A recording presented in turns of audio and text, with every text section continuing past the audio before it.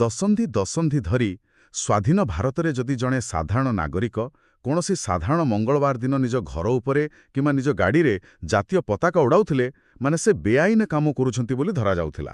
ହଁ, ଏକଦମ। ଏକଥା ଶୁଣିବାକୁ ଆଜି ଆମକୁ ବହୁତ ଆଶ୍ଚର୍ଯ୍ୟ ଲାଗିପାରେ। ବିଲକୁଲ।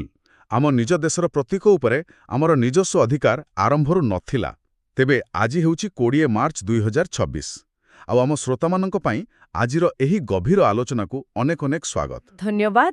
ଆଉ ଜାଣିଛନ୍ତି ତ, ଆଜି ଆମ ପାଖରେ ଥିବା ତଥ୍ୟର ତାଲିକାଟି ଟିକେ ଅଦ୍ଭୁତ ଧରଣର। ହଁ, ପୁରା ଅଦ୍ଭୁତ। ଆମେ ଭାରତୀୟ ଜାତୀୟ ପତାକାର ଆଇନଗତ ଲଢ଼େଇଠାରୁ ଆରମ୍ଭ କରି ଆମ ପଡ଼ୋଶୀ ଦେଶ ପାକିସ୍ତାନର ଏକ ଆଶ୍ଚର୍ଯ୍ୟଜନକ ସାମରିକ ନିଷ୍ପତ୍ତି ବିଷୟରେ କଥା ହେବା। ଆଉ ତା ସହିତ ଇତିହାସରେ ଏକ ରକ୍ତାକ୍ତ ନରସଂହାର ଏବଂ ଶେଷରେ ସୋସିଆଲ ମିଡିଆର ଏକ ବିବାଦୀୟ ପ୍ରହେଳିକା। ହଁ, ଆଉ IPL କ୍ରିକେଟ ପର୍ଯ୍ୟନ୍ତ ବି ଯିବା। ପ୍ରଥମ ନଜରରେ ଏହି ସବୁ ଘଟଣା ପରସ୍ପରଠାରୁ ସମ୍ପୂର୍ଣ୍ଣ ଅଲଗା ଲାଗିପାରେ।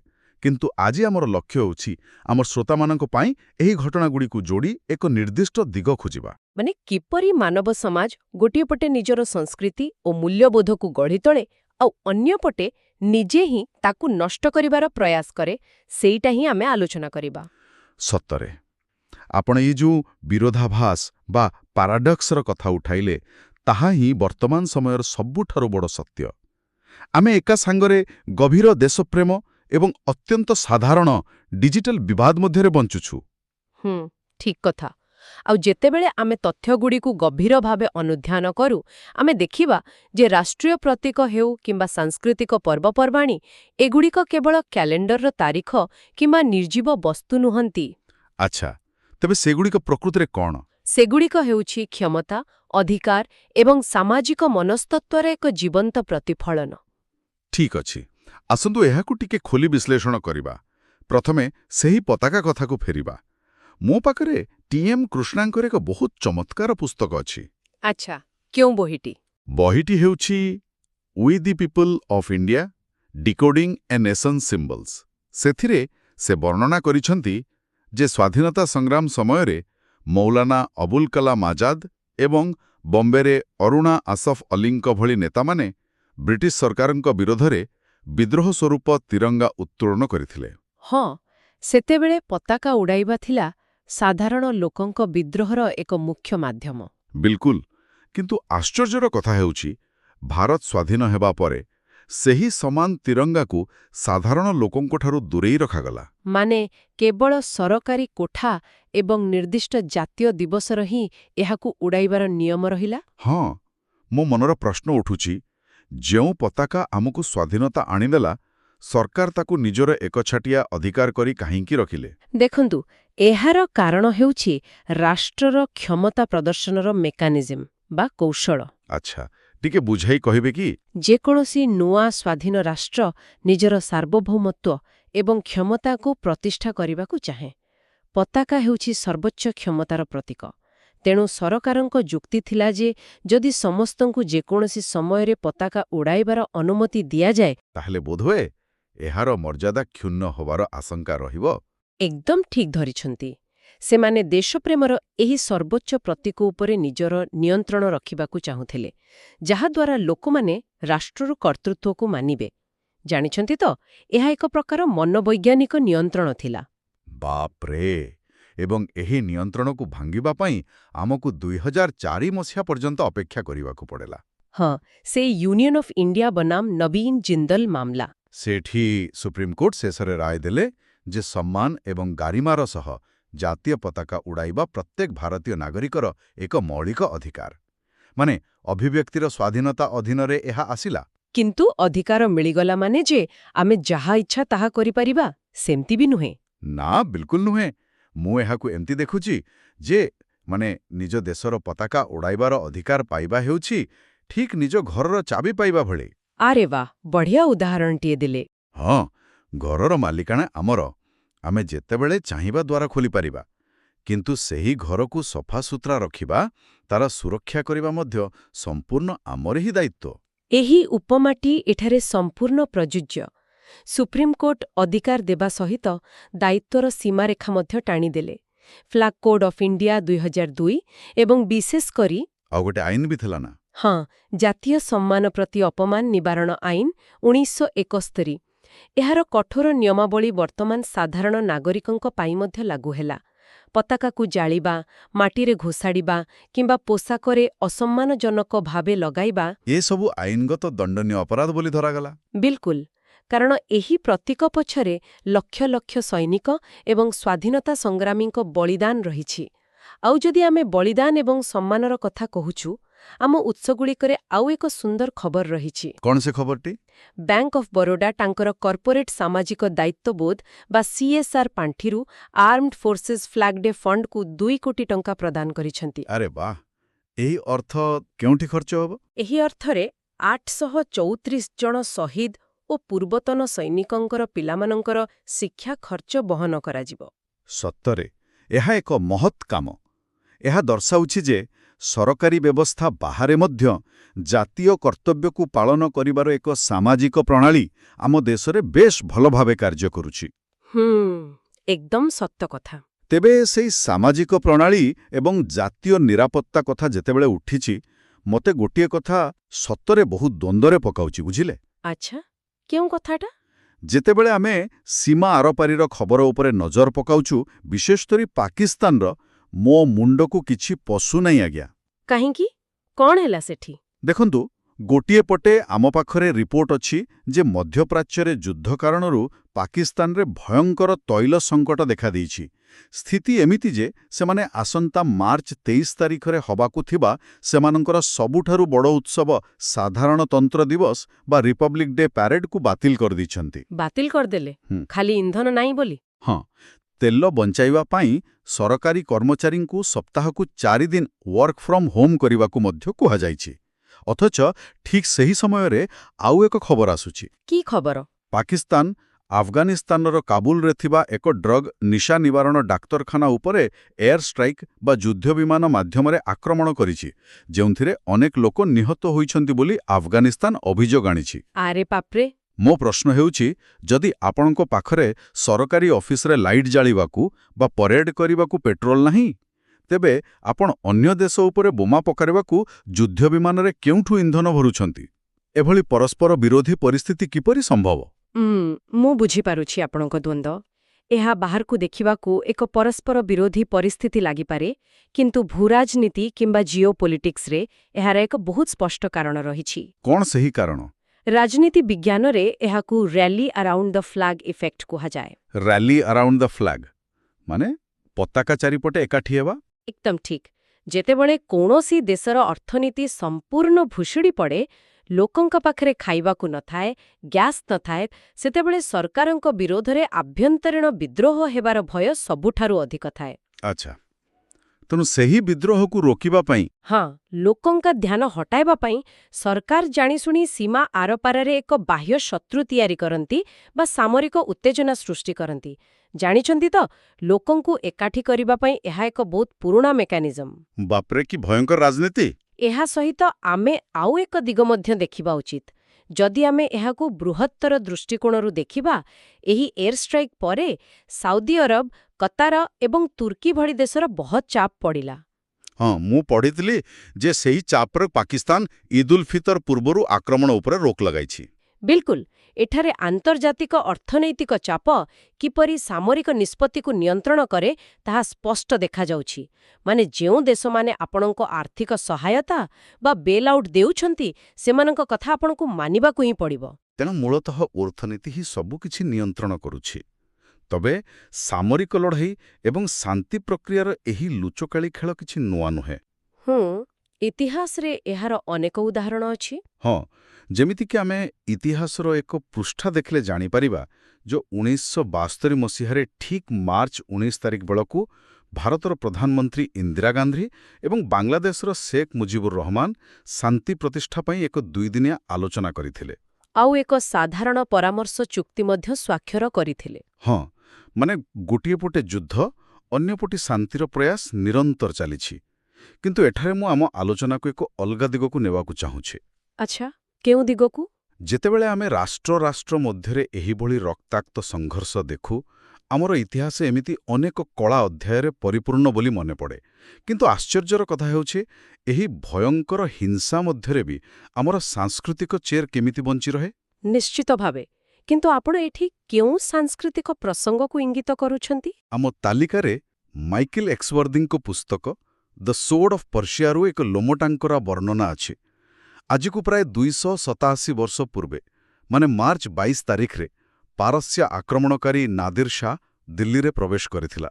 ହଁ, ସେହି ଦିଲ୍ଲୀ ନରସଂହାର ବହୁତ ଭୟଙ୍କର ଥିଲା ସେଇଟା। ବହୁତ ହିଁ ଭୟଙ୍କର। ତାର ସୈନ୍ୟମାନଙ୍କ ସହ କିଛି ସ୍ଥାନୀୟ ଲୋକଙ୍କର ସଂଘର୍ଷ ହେବା ପରେ ସେ ଦିଲ୍ଲୀର ଚାନ୍ଦନୀ ଚୌକ ସ୍ଥିତ ଶାହୀ ସୁନେହେରୀ ମସଜିଦ୍ ଛାତ ଉପରକୁ ଯାଇଥିଲା। ଆଉ ସେଠାରୁ ହିଁ ସେ ନିର୍ଦ୍ଦେଶ ଦେଇଥିଲା ନା? ହଁ, ସେଠାରେ ଛିଡ଼ା ହୋଇ ସେ ନିଜର ଖଣ୍ଡା ବାହାର କରିଥିଲା। ଏହା ଥିଲା ତାର ସୈନ୍ୟମାନଙ୍କ ପାଇଁ ଏକ ସିଧାସଳଖ ସଙ୍କେତ ଯେ ଯୋଉଠି ଯାହାକୁ ଦେଖୁଛ ମାରିଦିଅ। ଇତିହାସ କହେ, ସେହି ଗୋଟିଏ ଦିନରେ ଦିଲ୍ଲୀର ରାସ୍ତା ସାଧାରଣ ଲୋକଙ୍କର ରକ୍ତରେ ଭିଜି ଯାଇଥିଲା। ଏହା ମାନବ ଇତିହାସର ଏକ ଅତ୍ୟନ୍ତ କଳା ଅଧ୍ୟାୟ ବୁଝିଲେ। ସତରେ ବହୁତ କଷ୍ଟଦାୟକ।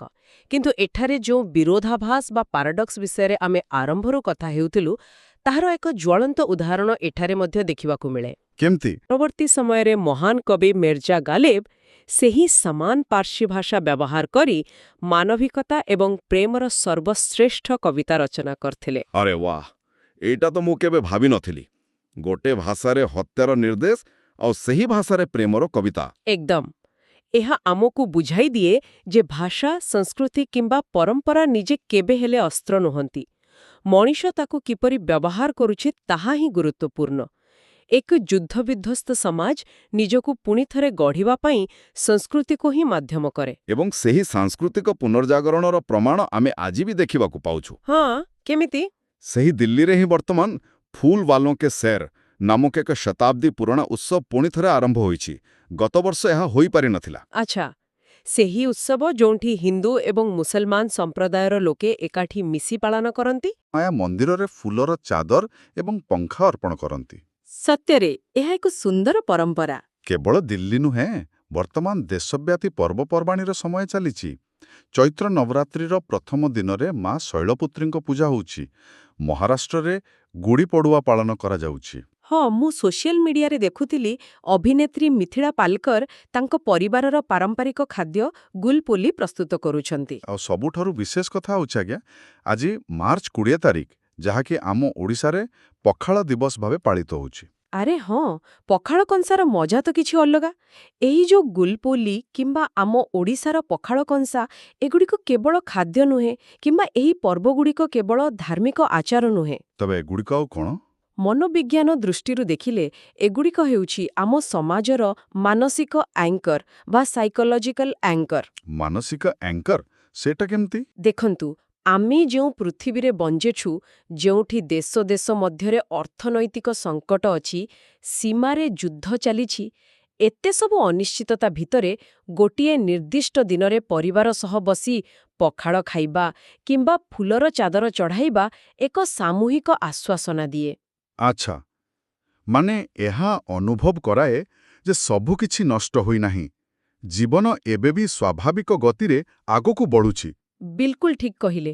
ମୁଁ ଆପଣଙ୍କ ସହ ସମ୍ପୂର୍ଣ୍ଣ ଏକମତ ଯେ ଏହିସବୁ ପରମ୍ପରା ଆମକୁ ମାନସିକ ଶାନ୍ତି ଦିଏ। କିନ୍ତୁ ବାସ୍ତବରେ ବର୍ତ୍ତମାନର ସୋସିଆଲ ମିଡିଆ ଦୁନିଆ ଆଡ଼କୁ ଆଖି ପକାଇଲେ ଲାଗୁଛି ଯେମିତି ଆମେ ଶାନ୍ତି ନୁହେଁ, କେବଳ ଅଶାନ୍ତି ହିଁ ଖୋଜୁଛୁ। ବୁଝିଲେ? ଆଉ ଏମିତି କାହିଁକି ଲାଗୁଛି ଆପଣଙ୍କୁ?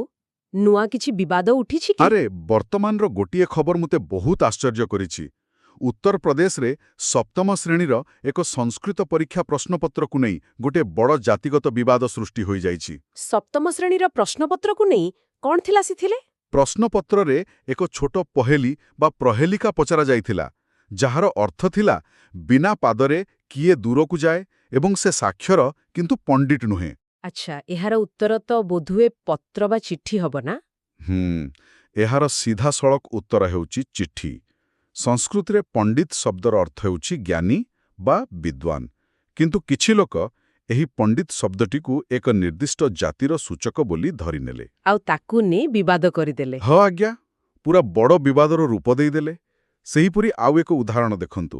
ମନୋରଞ୍ଜନ ଜଗତରେ ନିକଟରେ ଆସିବାକୁ ଥିବା ସିନେମା କେଡି ଦି ଡେଭିଲ୍ ର ଗୋଟିଏ ଆଇଟମ୍ ସଙ୍ଗୀତ ସାର୍କେ ଚୁନୁରିକୁ ନେଇ ଦର୍ଶକଙ୍କ ମଧ୍ୟରେ ପ୍ରବଳ ଅସନ୍ତୋଷ। ହଁ ମୁଁ ବି ଦେଖୁଥିଲି ସେଇଟା। ନରା ଫତେହିଙ୍କ ନୃତ୍ୟର ଶୈଳୀକୁ ଅତ୍ୟନ୍ତ ଅଶ୍ଳୀଳ ବୋଲି କହି ସୋସିଆଲ ମିଡିଆରେ ଅଭିଯୋଗର ବର୍ଷା ହେଉଛି। ମୋତେ ଗୋଟିଏ କଥା ଜମା ବୁଝାପଡ଼ୁନି। ଆମେ ଏତେ ଶୀଘ୍ର ଉତ୍ତେଜିତ କାହିଁକି ହୋଇଯାଉଛୁ? ଗୋଟିଏ ସପ୍ତମ ଶ୍ରେଣୀର ପ୍ରଶ୍ନପତ୍ର କିମ୍ବା 3 ମିନିଟର ଗୀତ ଆମ ଭିତରେ ଏତେ କ୍ରୋଧ କିପରି ସୃଷ୍ଟି କରିପାରୁଛି? କ'ଣ ସୋସିଆଲ ମିଡିଆ ଆମର ସହନଶୀଳତା କମାଇ ଦେଇଛି? ଦେଖନ୍ତୁ, ଏହାର ମୁଖ୍ୟ କାରଣ ସହନଶୀଳତା କମିବା ନୁହେଁ, ବରଂ କଣ୍ଟେକ୍ସଟ କୋଲାପ୍ସ କିମ୍ବା ପ୍ରସଙ୍ଗର ଅବମୂଲ୍ୟାୟନ। କଣ୍ଟେକ୍ସଟ କୋଲାପ୍ସ ଟିକେ ସରଳ ଭାବରେ ବୁଝାଇବେ କି? ହଁ ନିଶ୍ଚୟ। ଯେତେବେଳେ ସେହି ସଂସ୍କୃତ ପ୍ରହଳିକାଟି ଏକ ଶ୍ରେଣୀଗୃହ ଭିତରେ ଥିଲା, ତାହା କେବଳ ଏକ ଶିକ୍ଷଣୀୟ ପ୍ରସଙ୍ଗ ଥିଲା। କିନ୍ତୁ ସୋସିଆଲ ମିଡିଆରେ କୌଣସି ଜିନିଷର ପ୍ରସଙ୍ଗ ବା ବ୍ୟାକଗ୍ରାଉଣ୍ଡ ରହେ ନାହିଁ। ଆଚ୍ଛା, ସବୁକିଛି ଖାଲି ଗୋଟିଏ ଇମେଜ୍ କିମ୍ବା ଭିଡିଓ କ୍ଲିପ୍ ହୋଇଯାଏ। ଏକଦମ। ଆଉ ଆମର ସୋସିଆଲ ମିଡିଆ ଆଲଗୋରିଦମ ଏମିତି ଭାବେ ଡିଜାଇନ ହୋଇଛି ଯେ ତାହା କେବଳ ସେହି ଖବରଗୁଡ଼ିକୁ ଭାଇରାଲ କରେ ଯାହା ଆମ ଭିତରେ ତୀବ୍ର ଆବେଗ, ବିଶେଷ କରି କ୍ରୋଧ ବା ଆଉଟ୍ରେଜ୍ ସୃଷ୍ଟି କରେ।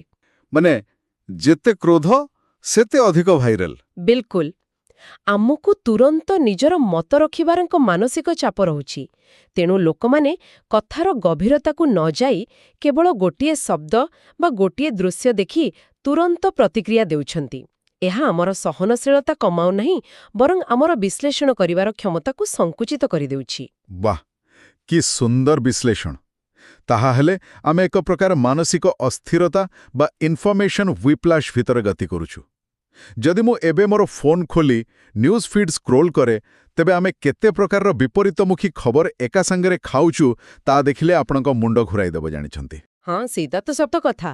ଆଜିକାଲି ନ୍ୟୁଜ୍ ଫିଡ୍ ମାନେ ତ ଏକ ଖିଚୁଡ଼ି ଭଳି ହୋଇଗଲାଣି। ଦେଖନ୍ତୁ ନା, ଆମ ପାଖରେ ଥିବା ବାକି ଖବରଗୁଡ଼ିକୁ ଗୋଟିଏ ସ୍ୱାଇପ୍ କଲେ ଖବର ଆସୁଛି IPL 2026 ବିଷୟରେ। କ'ଣ ଖବର ଅଛି IPLର? ସନରାଇଜର୍ସ ହାଇଦ୍ରାବାଦର ନିୟମିତ କ୍ୟାପ୍ଟେନ୍ ପ୍ୟାଟ୍ କମିନ୍ସ ଆହତ ଅଛନ୍ତି, ତେଣୁ ପ୍ରାରମ୍ଭିକ ମ୍ୟାଚ୍ଗୁଡ଼ିକ ପାଇଁ ଇଶାନ କିଶନଙ୍କୁ କ୍ୟାପ୍ଟେନ୍ କରାଯାଇଛି ଆଉ ଅଭିଷେକ ଶର୍ମାଙ୍କୁ ଉପ ଅଧିନାୟକ ଦାୟିତ୍ୱ ମିଳିଛି। ଆଚ୍ଛା, ତାପରେ? ତା ତଳକୁ ସ୍କ୍ରୋଲ୍ କଲେ ଖବର ଅଛି ଯେ ଓଡ଼ିଶାରେ ପାରାଲିମ୍ପିକ୍ ଚାମ୍ପିୟନସିପ୍ ଉଦ୍ଘାଟିତ ହେଉଛି। ପାରାଲିମ୍ପିଆନ୍ ଦେବେନ୍ଦ୍ର ଝାଝରିଆ ଭାରତୀୟ ଆଥ୍ଲିଟ୍ମାନଙ୍କର ଅଦମ୍ୟ ସାହସ ଏବଂ ଐତିହାସିକ ପ୍ରଗତି ବିଷୟରେ ଏକ ପ୍ରେରଣାଦାୟକ ଭାଷଣ ଦେଉଛନ୍ତି, ଯାହା ଶୁଣି ଦେହରେ ଶିହରଣ ଖେଳିଯିବ। ବହୁତ ପଜିଟିଭ ଖବର। ହଁ, କିନ୍ତୁ ପୁଣି ଗୋଟିଏ ସ୍ୱାଇପ୍ କଲେ ସମ୍ପୂର୍ଣ୍ଣ ଅଲଗା ଖବର। ହରିୟାଣାର ଫରିଦାବାଦରେ ଖାଦ୍ୟ ଓ ଯୋଗାଣ ବିଭାଗ ଚଢ଼ାଉ କରି 18ଟି ଘରୋଇ ଗ୍ୟାସ୍ ସିଲିଣ୍ଡର କଳାବଜାରୀ ଧରିଛନ୍ତି। ଆଉ ଗୋଟିଏ ସ୍ୱାଇପ୍ କଲେ ଶ୍ରାଇନ୍ ବୋର୍ଡ ଘୋଷଣା କରିଛନ୍ତି ଯେ ଅମରନାଥ ଯାତ୍ରା ପାଇଁ ଲଙ୍ଗର ବ୍ୟବସ୍ଥା କରିବାକୁ ଆବେଦନର ଶେଷ ତାରିଖ ହେଉଛି ମାର୍ଚ୍ଚ 25, 2026। ଅଭିନେତ୍ରୀ ପ୍ରୀତି ଜିଣ୍ଟା ନିଜ ପିଲାମାନଙ୍କ ସହ ସିମଲାରେ ବରଫରେ ଖେଳି ସ୍ନୋମ୍ୟାନ୍ ତିଆରି କରୁଛନ୍ତି ଆଉ ପିଲାଦିନର ସ୍ମୃତି ବଖାଣୁଛନ୍ତି। ମୋ କହିବା କଥା ହେଉଛି, ଗୋଟିଏ ସାଧାରଣ ମଣିଷର ମସ୍ତିଷ୍କ 5 ମିନିଟ୍ ଭିତରେ କ୍ରିକେଟ ଖେଳ, ଦିବ୍ୟାଙ୍ଗ ଖେଳାଳିଙ୍କ ସଂଘର୍ଷ, ଗ୍ୟାସ୍ ସିଲିଣ୍ଡର ଚୋରି, ତୀର୍ଥଯାତ୍ରାର ନିୟମ ଏବଂ ସେଲିବ୍ରିଟିଙ୍କ ଛୁଟିଦିନର ମଜା ଏସବୁକୁ ଏକା ସାଙ୍ଗରେ କିପରି ପ୍ରୋସେସ୍ କରିବ? ପ୍ରୋସେସ୍ କରିବାରେ ଏ ଯେଉଁ ଅସମର୍ଥତା ନା, ତାହା ହିଁ ତ ଆଧୁନିକ ମଣିଷର ସବୁଠାରୁ ବଡ଼ ସମସ୍ୟା। ଆପଣ ଏବେ ଯେଉଁ ଖବରଗୁଡ଼ିକର ତାଲିକା ପଢ଼ିଲେ, ତାହା ପ୍ରକୃତରେ ଆମ ସମାଜର ବିଭିନ୍ନ ସ୍ତରର ପ୍ରତିଫଳନ। ହଁ, ମାନେ ସବୁ ପ୍ରକାରର ରଙ୍ଗ ଅଛି ଏଥିରେ। ବିଲକୁଲ।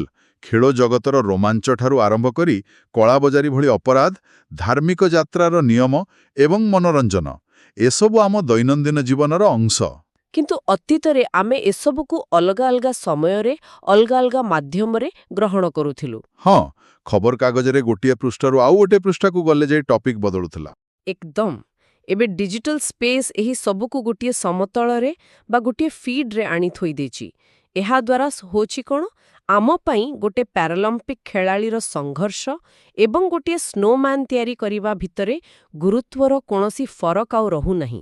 ସତରେ ସବୁକିଛି କେବଳ ଗୋଟେ ଖବର ହୋଇଯାଉଛି। ହଁ, ସବୁକିଛି କେବଳ ଏକ କଣ୍ଟେଣ୍ଟ ବା ସୂଚନା ପାଲଟି ଯାଉଛି। ହଁ, ଏହା ପ୍ରକୃତିରେ ଚିନ୍ତା କରିବା ଭଳି କଥା। ତେବେ ଆମେ ଆଜିର ଏହି ଗଭୀର ଆଲୋଚନାରେ ଅନେକଗୁଡ଼ିଏ ବିଷୟକୁ ଗୋଟିଏ ସୂତାରେ ବାନ୍ଧିବାକୁ ଚେଷ୍ଟା କଲୁ। ହଁ, ବହୁତ ଗୁଡ଼ିଏ ଦିଗ ଉପରେ ଆଜି ଆଲୋଚନା ହେଲା। ଆମେ ଦେଖିଲୁ ଯେ ଜାତୀୟ ପତାକା ଉଡ଼ାଇବା ପଛରେ କିପରି ରାଷ୍ଟ୍ରର କ୍ଷମତା ଏବଂ ନାଗରିକର ଅଧିକାର ମଧ୍ୟରେ ଏକ ସନ୍ତୁଳନ ରହିଛି। ଆମେ ବୁଝିଲୁ ଯେ ପାକିସ୍ତାନର ଅର୍ଥନୈତିକ ସଙ୍କଟ ଏବଂ ସାମରିକ ଆକ୍ରମଣ କିପରି ପରସ୍ପର ସହ ଏକ ଭୂ-ରାଜନୈତିକ ରଣନୀତିରେ ବନ୍ଧା। ଆଉ ଇତିହାସ କଥା ବି ଆମେ କଲୁ। ନାଦିର ଶାହଙ୍କର କ୍ରୂରତା ଏବଂ ଗାଲିବଙ୍କ କବିତା ମଧ୍ୟରେ ସାଂସ୍କୃତିକ ନିରନ୍ତରତାକୁ ଖୋଜିଲୁ। ଆଜ୍ଞା ହଁ, ଏବଂ ଆଲୋଚନା କଲୁ ଯେ କାହିଁକି ଆଜି ପଖାଳ ଦିବସ ବା ଗୁଡ଼ିପଡ଼ୁଆ ଭଳି ପର୍ବ ଆମକୁ ମାନସିକ ସ୍ତରରେ ଏତେ ସୁରକ୍ଷା ଦେଇଥାଏ, ଏବଂ ଶେଷରେ ସୋସିଆଲ ମିଡିଆର ଏହି ଅସ୍ଥିରତା ଆମ ଚିନ୍ତାଧାରାକୁ କିପରି ପ୍ରଭାବିତ କରୁଛି ତାହା ଉପରେ ମଧ୍ୟ ଆଲୋକପାତ କଲୁ। ତେବେ କଥାବାର୍ତ୍ତା ଶେଷ କରିବା ପୂର୍ବରୁ ମୁଁ କେବଳ ଗୋଟିଏ ନୂଆ ଦିଗ ପ୍ରତି ଆମ ଶ୍ରୋତାମାନଙ୍କର ଦୃଷ୍ଟି ଆକର୍ଷଣ କରିବାକୁ ଚାହିଁବି। ନିଶ୍ଚୟ, କୁହନ୍ତୁ। ଆଜିଠାରୁ 100 ବର୍ଷ ପରେ ଯେତେବେଳେ ଭବିଷ୍ୟତର ଐତିହାସିକମାନେ ଆଜିର ଏହି ଡିଜିଟାଲ ଆର୍କାଇଭ୍ ବା ତଥ୍ୟଗୁଡ଼ିକୁ ଖୋଲିବେ, ସେମାନେ ଆମ ପିଢ଼ି ବିଷୟରେ କ'ଣ ଧାରଣା କରିବେ? ବଡ଼ ରୋଚକ ପ୍ରଶ୍ନଟିଏ। ସେମାନେ ଦେଖିବେ ଯେ ଗୋଟିଏ ପଟେ ଆମେ ସୀମାରେ ବିମାନ ଆକ୍ରମଣ କରୁଥିଲୁ, ପାରାଲିମ୍ପିକ୍ସରେ ରେକର୍ଡ ଭାଙ୍ଗୁଥିଲୁ, ଆଉ ଅନ୍ୟପଟେ ସପ୍ତମ ଶ୍ରେଣୀର ଏକ ପ୍ରହେଳିକାରେ ଥିବା ଶବ୍ଦକୁ ନେଇ ସାଇବର ଯୁଦ୍ଧ କରୁଥିଲୁ। ସତରେ କେଡ଼େ ଆଶ୍ଚର୍ଯ୍ୟର କଥା। କ'ଣ ସେମାନେ ଆମକୁ ଇତିହାସର ସବୁଠାରୁ ଅଧିକ ଜ୍ଞାନୀ ପିଢ଼ି ଭାବରେ ଗ୍ରହଣ କରିବେ, ନା ସବୁଠାରୁ ଅଧିକ ଦ୍ୱନ୍ଦ୍ୱରେ ଥିବା ଏକ ଅସ୍ଥିର ସମାଜ ଭାବରେ ମାନେ ରଖିବେ? ଏହା ପ୍ରକୃତରେ ଚିନ୍ତା କରିବା ଯୋଗ୍ୟ। ବାଃ, ଏହା ପ୍ରକୃତିରେ ଏକ ଗଭୀର ଏବଂ ଚିନ୍ତାଜନକ ପ୍ରଶ୍ନ। ଭବିଷ୍ୟତ ଆମକୁ କିପରି ବିଚାର କରିବ ତାହା ଆମର ଆଜିର ପ୍ରତିକ୍ରିୟା ଉପରେ ହିଁ ନିର୍ଭର କରେ। ଆଜିର ଏହି ବିଶ୍ଳେଷଣରୁ ଅନ୍ତତଃ ଏତିକି ଶିକ୍ଷା ମିଳୁଛି ଯେ ଆମ ଚାରିପାଖରେ ଘଟୁଥିବା ଘଟଣାଗୁଡ଼ିକ କେବଳ ଖବରକାଗଜର ଶିରୋନାମ ନୁହେଁ। ବିଲକୁଲ ନୁହେଁ। ସେଗୁଡ଼ିକ ହେଉଛି ଆମ ସାମାଜିକ ବିବର୍ତ୍ତନର ଜୀବନ୍ତ ଦଲିଲ। ଆମେ ଯାହା ଦେଖୁଛୁ ତାହା ପଛରେ ଥିବା ପ୍ରକୃତ କାରଣକୁ ବୁଝିବା ଅତ୍ୟନ୍ତ ଜରୁରୀ। ଆମ ସହିତ ଏହି ଗଭୀର ଆଲୋଚନାରେ ସାମିଲ ହୋଇଥିବାରୁ ଏବଂ ଶେଷ ପର୍ଯ୍ୟନ୍ତ ସକ୍ରିୟ ଭାବେ ଶୁଣିଥିବାରୁ ଆମ ଶ୍ରୋତାମାନଙ୍କୁ ଅନେକ ଅନେକ ଧନ୍ୟବାଦ। ଏମିତି ନୂଆ କଥା ଜାଣିବା ଆଗ୍ରହ ଜାରି ରଖନ୍ତୁ ଏବଂ ଯାହା ପଢ଼ୁଛନ୍ତି ତାହା ଉପରେ ପ୍ରଶ୍ନ କରିବା ନିଶ୍ଚୟ ଶିଖନ୍ତୁ। ମୋ ତରଫରୁ ମଧ୍ୟ ଆନ୍ତରିକ ଧନ୍ୟବାଦ। ଆମର ଏହି ଜ୍ଞାନ ଅନ୍ୱେଷଣ ଏମିତି ହିଁ ଜାରି ରହିବ।